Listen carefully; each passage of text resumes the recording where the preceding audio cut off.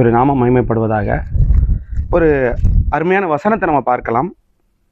2 தெசலோனிக்கேயர் 3வது அதிகாரத்தில் 13வது வசனத்தை பார்க்கும்போது, சகோதரரே நீங்கள் நன்மை செய்வதிலே சோர்ந்து போகாமல் இருங்கள் அப்படின்னு நம்ம பார்க்கிறோம்.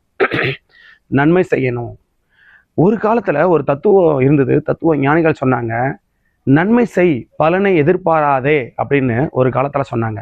இன்னைக்கு சில யூடியூப் தத்துவ ஞானிகள் நிறைய பேர் இருக்கிறாங்க. யூடியூப் ரீல்ஸ் விஞ்ஞானிகள், ரீல்ஸ் தத்துவ ஞானிகள் இருக்கிறாங்க. நிறைய உலகத்தில் உள்ள நிறைய நல்ல நல்ல கருத்துக்கள் எல்லாம் ப்ராக்டிக்கலாக பேசுகிறாங்க.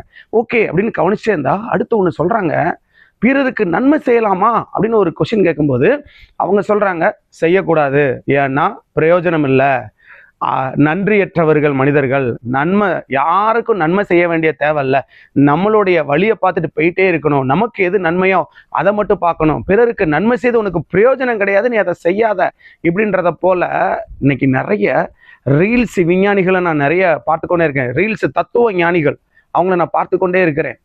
நான் பைபிள் என்ன சொல்லுது? சகோதரரே நீங்கள் நன்மை செய்வதிலே சோர்ந்து போகாதிருங்கள். நல்லா தெரிஞ்சுக்கங்க, நாம் யாருக்கு நன்மை செய்கிறோமோ அவங்கிட்ட இருந்தே பிரதிபலனை நம்ம எதிர்பார்த்தோமானால் கண்டிப்பா தோத்து போகலாம். 90%, 99% தோத்து போகலாம். ஆனா நாம் எதிர்பாராமல் நாம் நன்மை செய்தால் அவங்க தான் நமக்கு மீண்டும் நன்மை செய்யணும்னு இல்லை, அவங்க தான் நமக்கு நன்றியோடு இருக்கணும்னு அவசியம் இல்லை.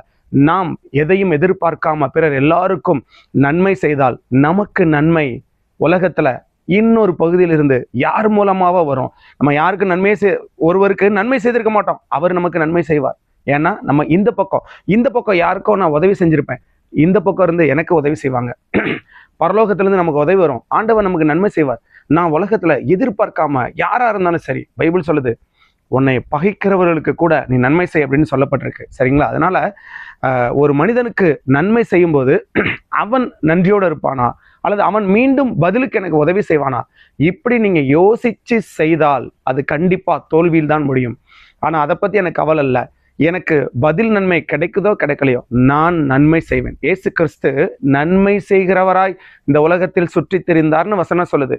அதே போல நாமும் நன்மை செய்கிறவர்களாக நாம் இருந்தோமானால் நம்ம ஆசீர்வாதமா இருப்போம், நம்ம குடும்பம் ஆசீர்வாதமா இருக்கும், நம்ம சந்ததி ஆசீர்வாதமா இருக்கும்.